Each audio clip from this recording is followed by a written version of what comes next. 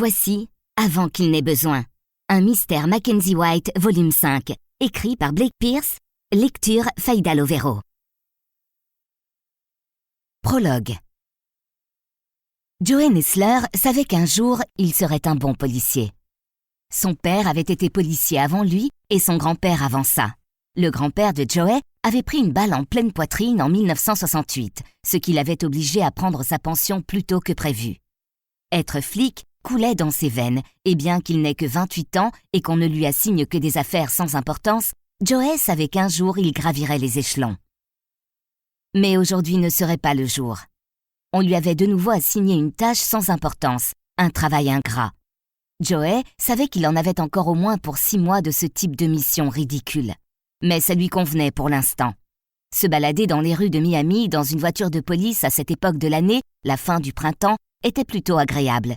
Les filles avaient sorti leurs shorts moulants et leurs bikinis puisque le climat s'était adouci, et le fait d'être occupé à des tâches subalternes lui permettait plus facilement de profiter du panorama. Il se remettrait d'ailleurs tout de suite à mater les jolies filles dans la rue dès qu'il en aurait terminé avec la tâche qui l'attendait. Il se gara devant une rangée de maisons élégantes dont chacune était bordée de palmiers bien entretenus. Il sortit lentement de sa voiture de patrouille, persuadé qu'il allait à nouveau se trouver face à une simple affaire de dispute conjugale. Il devait néanmoins admettre que les détails de cette affaire avaient attisé sa curiosité. Une femme avait appelé le commissariat ce matin en informant que sa sœur ne répondait ni à ses coups de fil ni à ses emails.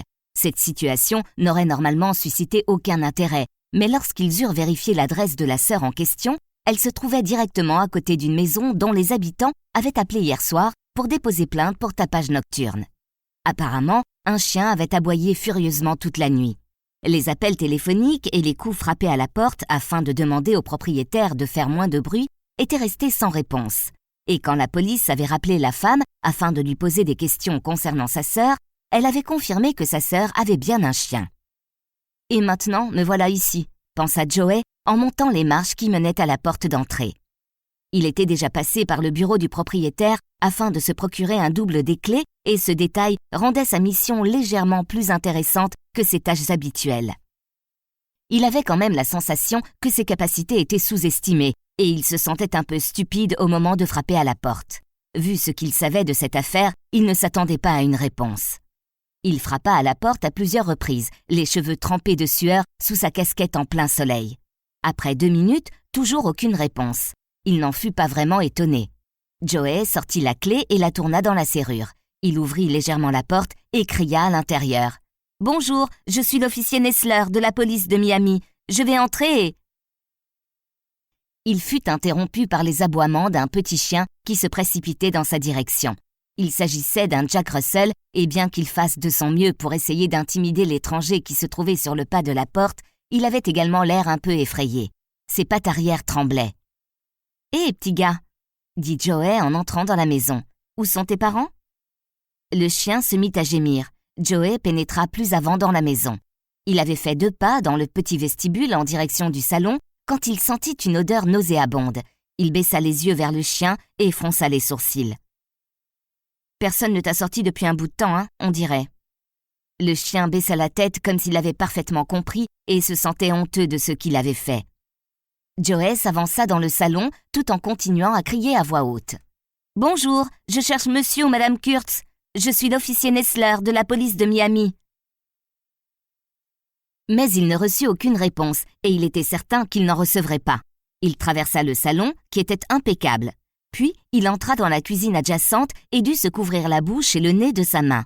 La cuisine était l'endroit où le chien avait décidé de faire ses besoins. Des flaques d'urine recouvraient le sol et 2 tas d'excréments se trouvaient devant le frigo. Il vit 2 gamelles vides de l'autre côté de la cuisine. Se sentant mal pour le chien, Nesler remplit une des gamelles d'eau du robinet. Le chien se mit à boire avidement au moment où Nesler sortait de la cuisine.